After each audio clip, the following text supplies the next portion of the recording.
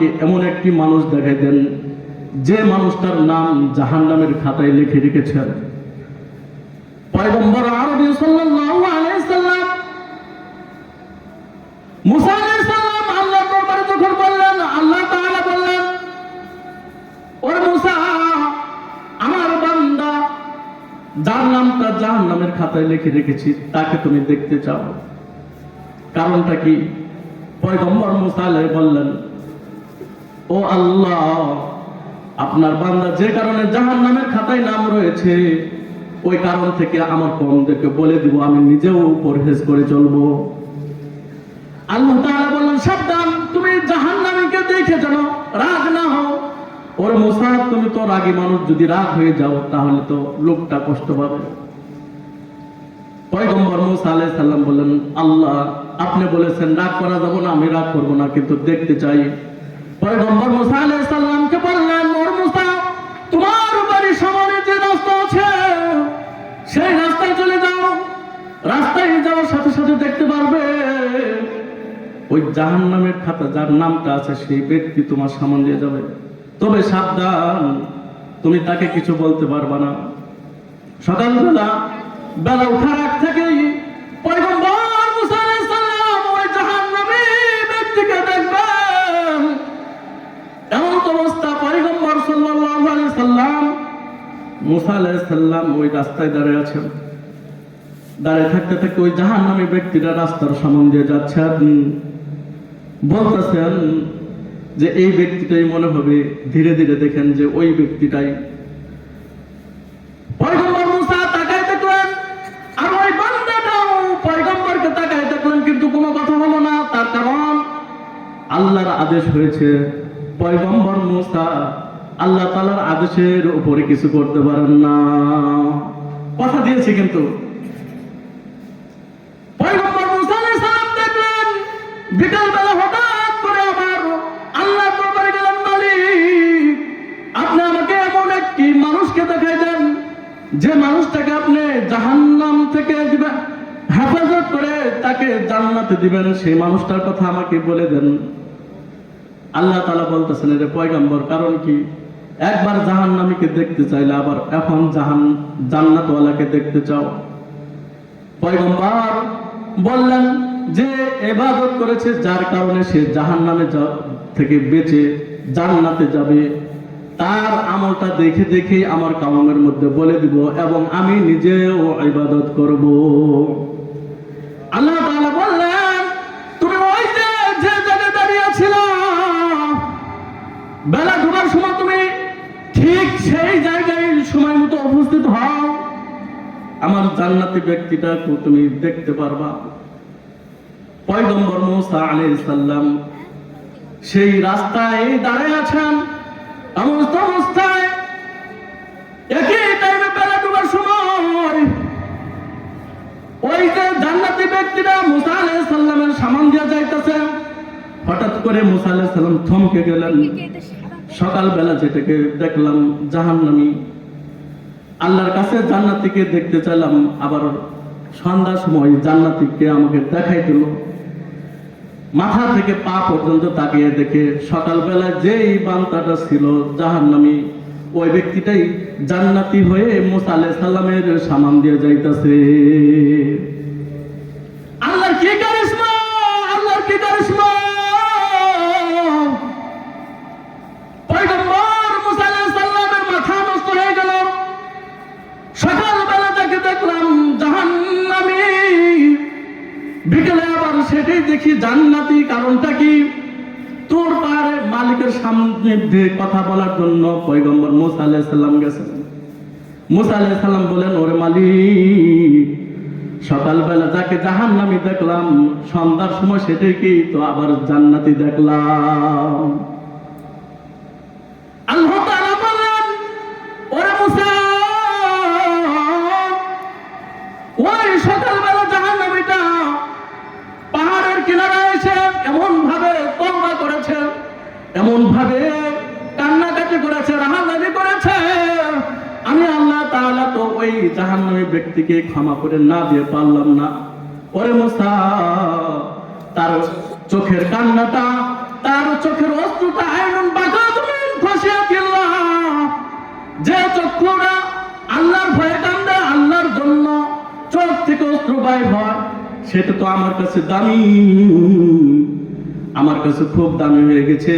এই জন্যই তার ডাকটা, তার তওবাটা এত সুন্দর আমার কাছে পছন্দ হয়েছে। এই জন্য আমি আল্লাহ তাআলা তার জীবনের গুনাহ মাফ করে দিয়েছি।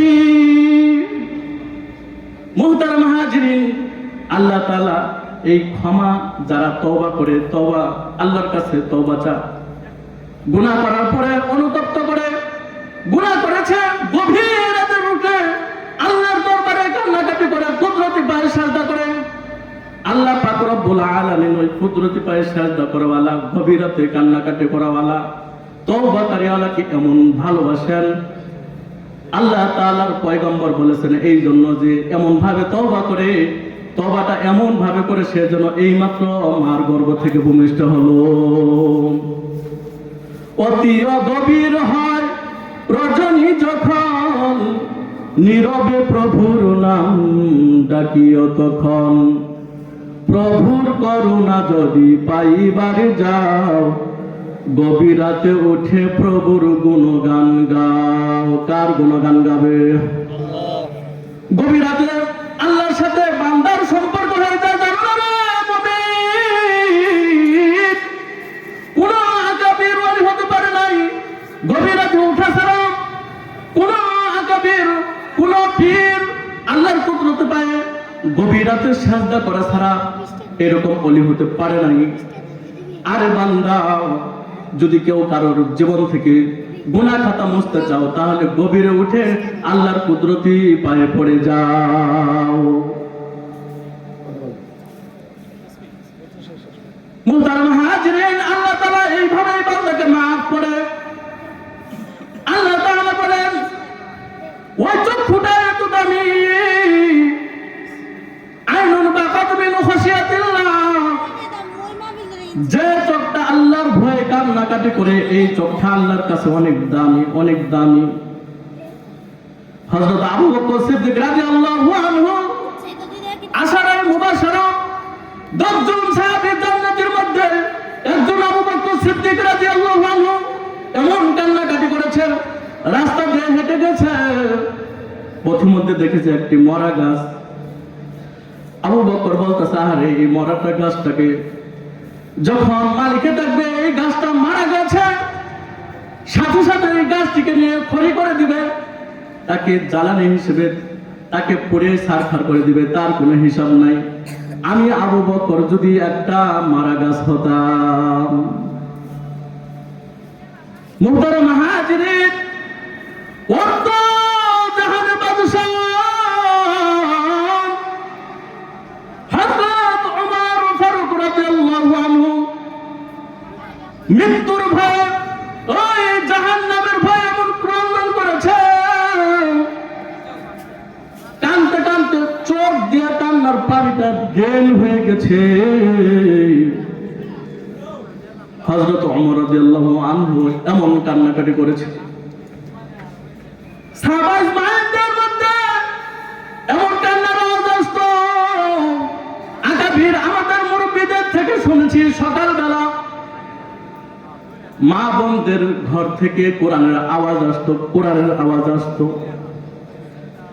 এর মুসলমান ইমানদার আল্লাহর গোলাম, সেই জামানার মা বোনেরা কোরআন তেলাওয়াত করত।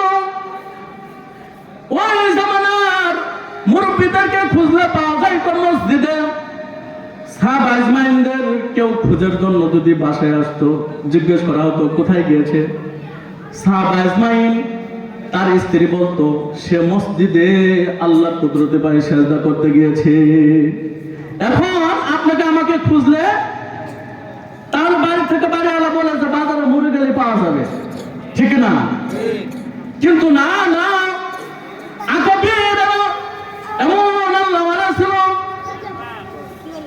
তাদের ঘর থেকে কোরআনের আওয়াজ পাওয়া যাইত। আর এখন কে আমাদের আপনার আমার ঘর থেকে কোরআনের আওয়াজ পাওয়া যায় না, আপনার আমার ঘর থেকে গান বাজনার আওয়াজ পাওয়া যায়। নবী বিনে কে তরাবে ফুলসিরাত মিজানে, নবী বিনে কে তরাবে ফুলসিরাত মিজানে। ওগো নবীর উম্মতেরা হয়ে আজি দিশে হারা, কোরআন হাদিস ছেড়ে চলো যখন যাহা চাই মনে, নবী বিনে কে তরাবে ফুলসিরাত মিজানে, নবী বিনে কে তরাবে ফুলসিরাত মিজানে। এমন এতিম নবী আমার,